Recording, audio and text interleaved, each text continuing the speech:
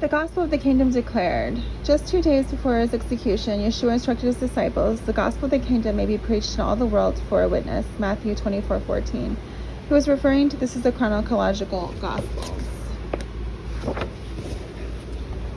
To the same gospel or good news that he and his disciples were preaching throughout the Galilee long before the disciples understood anything about Yeshua's death and resurrection. Yes, this was the Passion. Yeshua and his disciples taught the gospel of the kingdom in both word and deed, inflaming the wrath of 2 religious systems, that of the Parishim Pharisees and that of the priesthood of the Zadokim Sadducees. Yet this good news remains relatively unknown and unsung among those who profess to be his followers today. To understand the gospel records and the good news Yeshua taught his disciples, it is imperative that we understand the foundational principles of the Torah Moses delivered to us on Mount Sinai, as well as the developing first-century religious system of both the Pharisees and the Sadducees. With the basic understanding, the gospel record will come alive as we see Yeshua deliberately violating the rules of man-made religion while clarifying, illustrating, and reinforcing the everlasting instructions of the Torah.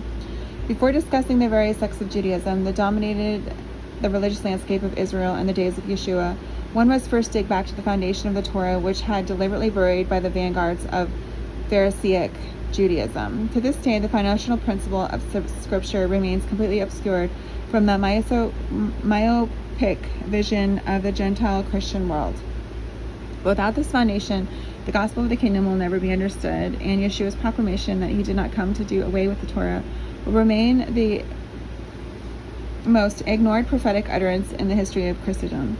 The foundational commandment of the Torah we received on Mount Sinai is a stern warning from the Almighty against adding on our own rules, negating the commandments he gave us through Moses, or tampering with his word. You shall not add unto this word which I command you, neither shall you diminish from it, that you may keep the commandments of Yahweh your Elohim, which I commanded you. So serious is this instruction that the Almighty repeats himself in the next breath in Deuteronomy 12:32. Once one adds to the revelation or subtracts from the commandments of the Almighty, we no longer have the commandments of our Creator. Rather, we have man-made religious systems that promise what it cannot deliver. It is a broken cistern that cannot hold water. That system is, in reality, a different kingdom altogether. It is often referred to in the prophetic scriptures as Babylon. The citizens are the populace of an alternative universe that will never see the true kingdom of heaven. Yeshua is the king of the true kingdom, and he came to lay down the rules of his kingdom and establish the criteria by which we will either enter or be denied access. His rules are uncomfortably absent from almost every denomination practicing religion in today's burgeoning marketplace of spiritual opinions. Moses instructed us to beware of those who do signs, miracles, and wonders, and yet add to or subtract from the Torah. Moses warns that the Almighty would empower such false prophets as to test to see whether we would keep his commandments or follow men who deceive by the manifestation of supernatural power and lead the naive to their own kingdoms. Perishim. The word Parishim Pharisees, which separated ones in their desire to live a holy life. The Parishim devised a system whereby they would keep themselves uncontaminated by the world and separated from the corruption that had developed among both the priesthood and the uneducated masses. While a desire to remain uncontaminated from the world is a noble goal, the vehicle that they used was to invent their own rules. Doing such, as we have discussed, is not noble, considering the following example. Phariseeism demands that one would only eat food in a state of ritual purity. When a person brings a sacrifice to the temple, whether to be meat on the hoof or a meal in a container, he must enter the sacrificial yard in a state of purity that is prescribed in the Torah.